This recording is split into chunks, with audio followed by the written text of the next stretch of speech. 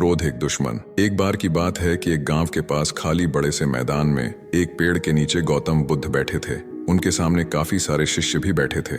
गौतम बुद्ध उन शिष्यों को अपने विचार सुना रहे थे और सभी शिष्य उनकी बातें ध्यान से सुन रहे थे। गौतम बुद्ध जी ने अपने शिष्यों को कहा कि हमें कभी भी जिंदगी में क्रोध नहीं करना चाहिए और कभी भी किसी को बुरा भला नहीं कहना चाहिए, क्योंकि जो व्यक्ति क्रोध में रहता है वह खुद को नुकसान पहुंचाता है और दूसरों को भी नुकसान पहुंचाता है। क्रोध में रहने वाला व्यक्ति और हमेशा प्रतिशोध की आग में जलता है और अपने जीवन को बर्बाद करता है। उनका उपदेश खत्म होने के तुरंत बाद उनका एक शिष्य खड़ा हुआ और गौतम बुद्ध को कहने लगा कि जो बातें तुम कह रहे हो सब व्यर्थ है। यह बातें जीवन के बिल्कुल विपरीत हैं। इन बातों का जीवन में कोई भी महत्व नहीं है। वह बुद्ध की काफी बुरा भला कहने लगा, लेकिन गौतम बुद्ध ने आगे से कुछ नहीं कहा। वह शांत बैठे रहे। यह देखकर शिष्य को और भी ज्यादा गुस्सा आ गया। उसने गुस्से में गौतम बुद्ध के चेहरे पर थूक दिया, लेकिन फिर भी बुद्ध ने कुछ नहीं कहा और वह वहां शांत बैठे रहे। इतना करने के बाद वह शिष्य वहां से उठकर चला गया और फिर वह अपने घर पहुंच गया। घर पहुंचते पहुंचते उस शिष्य का गुस्सा बिल्कुल शांत हो गया और उसे एहसास हुआ कि उसने गौतम बुद्ध के साथ बहुत गलत व्यवहार किया है। उसे ऐसा नहीं बोलना चाहिए था। उसने गौतम बुद्ध का अपमान किया है। अब शिष्य को बात समझ आ गई थी और उसे अपनी गलती के लिए काफी पछतावा हो रहा था। इसलिए वह गौतम बुद्ध के पास जाकर माफी मांगना चाहता था। वह शिष्य उसी समय अपने घर से निकला और वहीं पर चला गया जहां गौतम बुद्ध बेहतर उपदेश दे रहे थे।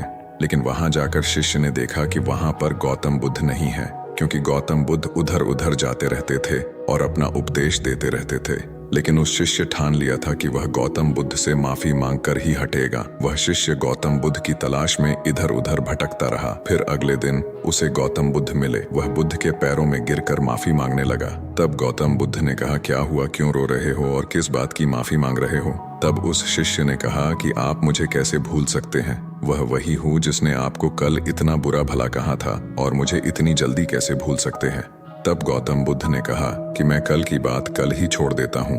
यही मेरे जीवन जीने का तरीका है। यह सुनकर शिष्य हैरान हो गया और गौतम बुद्ध से और भी ज्यादा प्रभावित हो गया। उसने गौतम बुद्ध से बोला कि आज से आपकी हर बात को मैं माना करूंगा। एक बार की बात है कि गौतम बुद्ध अपने शिष्यों के साथ सफर पर थे। तभी गौतम बुद्ध अपने शिष्यों के साथ एक जगह पर बैठ गए और उन्होंने अपने शिष्य को कहा कि मुझे प्यास लगी है, जाओ तुम मेरे लिए पानी लेकर आओ। तब शिष्य उठा और उसने आसपास देखा तो वहां पर पानी का कोई भी स्रोत नहीं था। फिर वह शिष्य पानी की तलाश में चला गया। थोड़ी दूर जाने के बाद उसे पानी का स्रोत मिला, लेकिन वहां उसने देखा कि उस पानी में काफी लोग कपड़े धो रहे थे। बैलगाड़ी पानी से निकल रही थी, जिसकी वजह से पानी में मिट्टी भर गई थी। पानी काफी गंदा हो गया था। उसने सोचा कि मैं यह पानी गौतम बुद्ध को कैसे दे सकता हूँ। फिर वह शिष्य खाली बर्तन लेकर गौतम बुद्ध के पास चला गया और जाकर उनको सारी बात बताई। फिर गौतम बुद्ध अपने शिष्यों के साथ वहीं पर बैठ गए और आराम करने लगे। थोड़ी देर आराम करने के बाद गौतम बुद्ध ने उसी शिष्य को कहा कि जाओ तुम मेरे लिए पानी लेकर आओ। तब वह शिष्य फिर से उसी जगह पर गया। वहां जाकर उसने देखा कि पानी बिल्कुल साफ हो चुका था। मिट्टी बिल्कुल नीचे बैठ चुकी थी और पानी पीने योग्य हो चुका था। वह बर्तन में पानी भरकर गौतम बुद्ध के पास ले गया। तब गौतम बुद्ध ने समझाया कि पहले पानी में मिट्टी फैली हुई थी, पानी पीने योग्य नहीं था। जब पानी को थोड़ी देर के लिए छोड़ दिया तो सारी मिट्टी नीचे बैठ गई। ठीक हमारा दिमाग भी उसी प्रकार है। जब हमारा दिमाग अशांत होता है तो हमें उसे थोड़ी देर के लिए खाली छोड़ देना चाहिए ताकि वह शांत हो सके।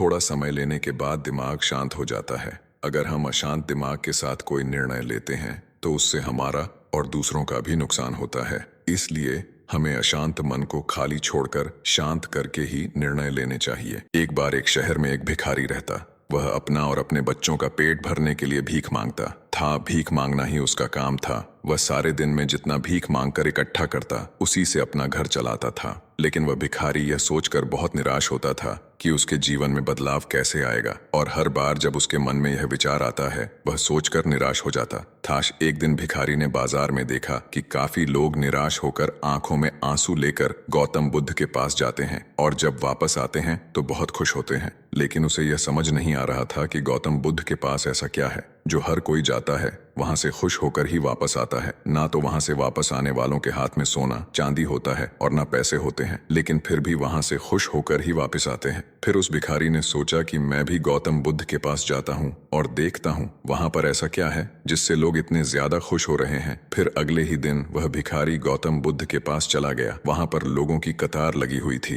वह भी कतार में खड़े होकर इंतजार करने लगा। फिर भिखारी का नंबर आया तो भिखारी ने गौतम बुद्ध से कहा कि मैं गरीब आदमी हूँ और भीख मांग कर अपने घर का गुजारा करता हूँ। मैं अपनी जिंदगी से बहुत ज्यादा परेशान हूँ। मुझे बताइए कि मेरा जीवन कैसे बदल सकता है। गौतम बुद्ध ने कहा कि तुम गरीब नहीं हो। तुम्हें ऐसा लगता है कि तुम गरीब हो। तुमने कभी भी किसी के लिए कुछ भी नहीं करा है, ना ही कभी किसी को दान दिया है। यह सुनकर भिखारी सोच में पड़ गया और गौतम बुद्ध को कहने लगा कि मैं तो खुद एक भिखारी हूँ, मैं किसी को क्या दान दे सकता हूँ। तो गौतम बुद्ध ने कहा कि भगवान ने तुम्हें इतना अच्छा है शरीर दिया है, तुम अपने हाथों से लोगों को दान कर सकते हो। जरूरी नहीं कि दान पैसों का ही होता है। तुम अन्न दान कर सकते हो। तुम अपने मुख से लोगों को अच्छे अच्छे विचार देकर उनका हौसला बढ़ा सकते हो और उनकी सहायता कर सकते हैं। तुम उन्हें शिक्षा दान कर सकते हो। गरीब तुम नहीं हो, गरीब तुम्हारा दिमाग है। तुम्हें इस विचार से हटकर दूसरों की सेवा करने के बारे में सोचना चाहिए। यह बात सुनकर भिखारी बहुत ज्यादा खुश हो गया और वह संतुष्ट होकर वहां से चला गया।